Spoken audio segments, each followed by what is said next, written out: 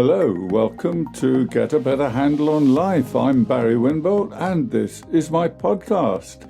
And in this episode, I'm going to be talking about a concept I call Headroom in relation to stress.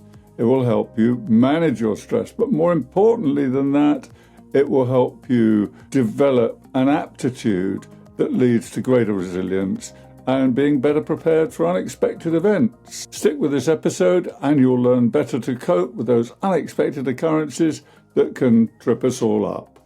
But before I do, please support my channel. If you're finding this useful, leave a thumbs up, leave a comment, even share it, or better still, all three, because spreading the word is what I'm all about. And if you help me spread the word, more people get to see this content.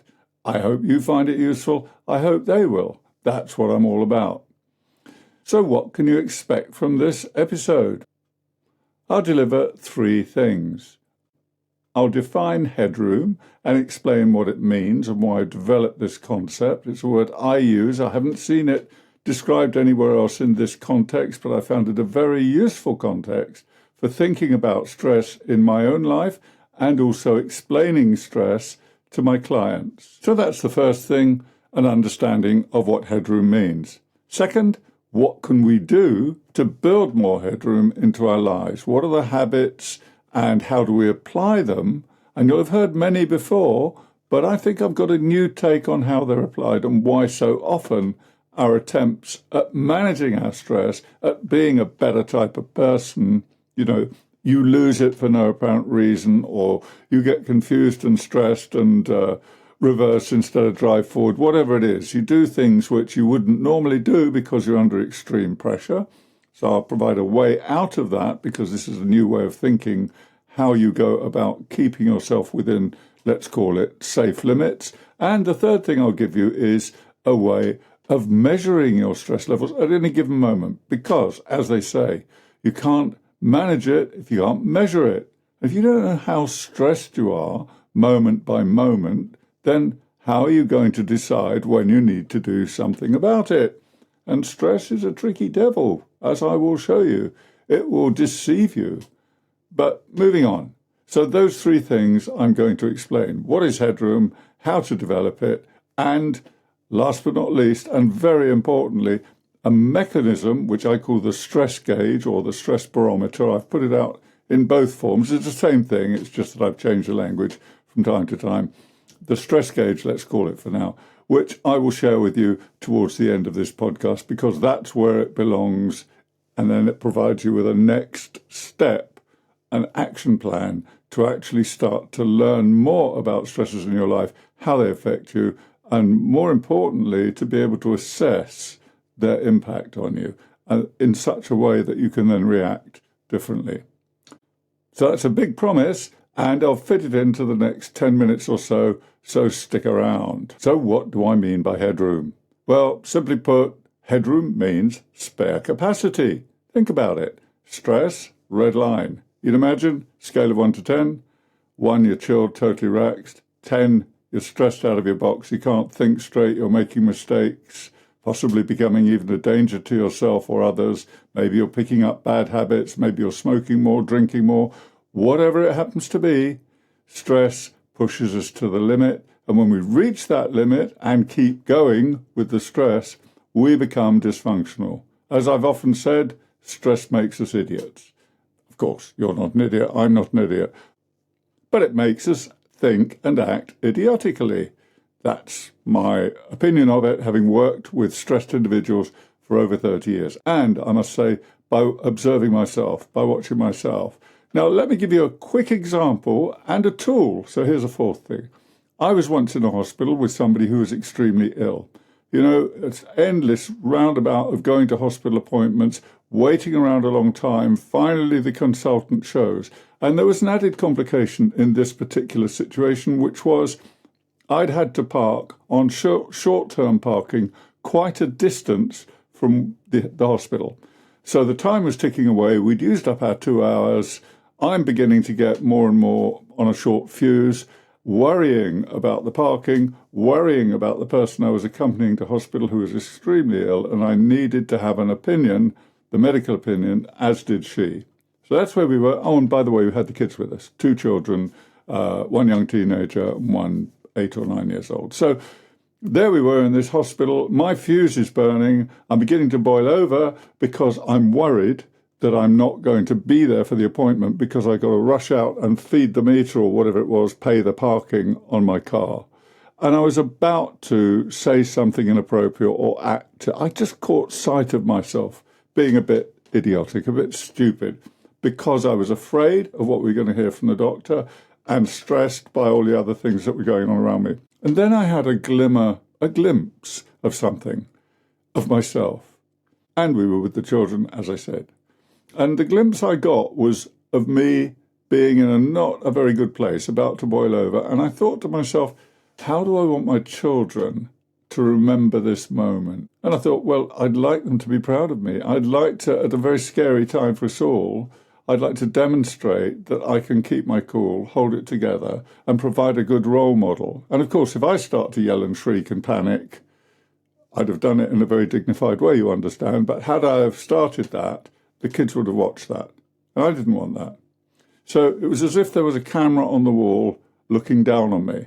And the question I've turned that into in my therapeutic practice over the years, to say to people, to pull us back from that precipice, from the edge, is just imagine somebody's making a documentary of your life. There's a camera on the wall, and there usually is these days, isn't there? Because I came up with this over 20 years ago. Or today we've got cameras everywhere, so you don't have to look very far to imagine one. Imagine there's a camera on the wall filming your every action right now. And imagine, too, that the narrator has some insight into what's happening inside you. They're making a documentary about you losing it. How do you want this moment to be recorded for posterity? How do you want others to see you or to talk about you once this is over? How would you make yourself proud in this moment? And that's the key thing. Get in touch with what you would be like to demonstrate as behavior, which subsequently you'd be proud of.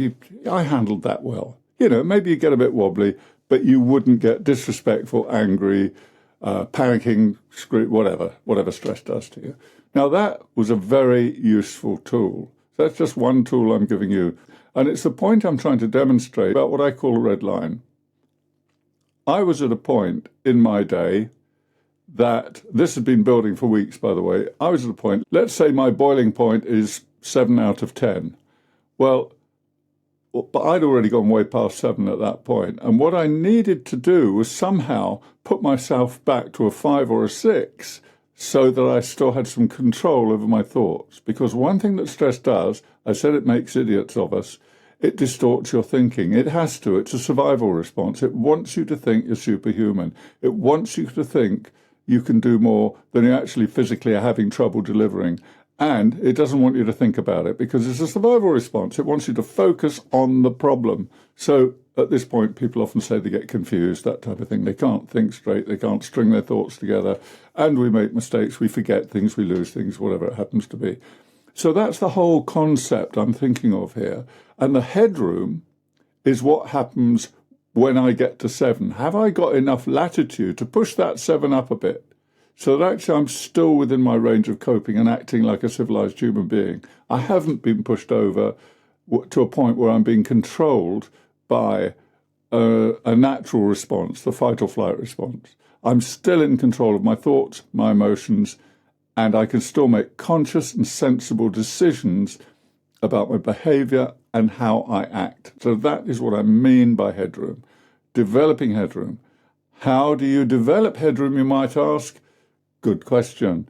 And this is something came back to me recently. I was speaking to a guy in India called Manor Grandi, and I'm going to be featuring him on the podcast in a couple of weeks' time. One of the things he said to me, which was extremely interesting, was that he'd had trouble sleeping, and he knew that mindfulness exercises or practicing mindfulness would be very useful in helping him to sleep. And being in India, he had plenty of choice. And he said, I tried them all, but none of them worked. Until I realized I was attempting to use mindfulness in desperation. I was already tired. I was already worried. I was already worn out. I was already stressed, in other words. And then I'd go along to a class and try mindfulness, expecting to relax and come out all chilled. But as I've often said in my practice to people I work with, don't wait until you're at the cliff edge before you try and learn the new skills. If you want to use mindfulness, yoga, tai chi, relaxation, deep breathing, any of these techniques, which I thoroughly recommend that you do because they're good lifestyle habits, anything that involves breathing, then you're in a good place to be building your resilience. But your abilities to do those things won't be there when you need them if you wait till you're already stressed or under pressure. Which is why I say, and this is what Manuel Grandi said, do it when you don't need it. Practice it and get proficient at it in your downtime, when you're relaxed, when the problem isn't a problem. And then when you need it, it'll be there for you. So, I've been public speaking for many years. In the early days, I was rubbish. And some might say I still am. However, let's leave that aside for a moment. I was not good at it, and I wasn't confident, I wasn't self-assured, and I didn't hold an audience, as I later learned to do. I couldn't engage in a way that they would hang on my every word. And they did. For up to 6 hours a day, I was doing seminars, live events, up to 500 people a day, and they were listening to me. And I know that from the feedback. I had tens of thousands of feedback forms over the 25 or so years that I was doing that. So I know it worked. Now, what changed? Well, what changed for me was that I learned before I went out on stage or onto the podium to do a quick relaxation technique to kind of put myself in the zone, put myself in the right place. And I would use that later on in my life before important telephone calls, important meetings, whatever it happened to be.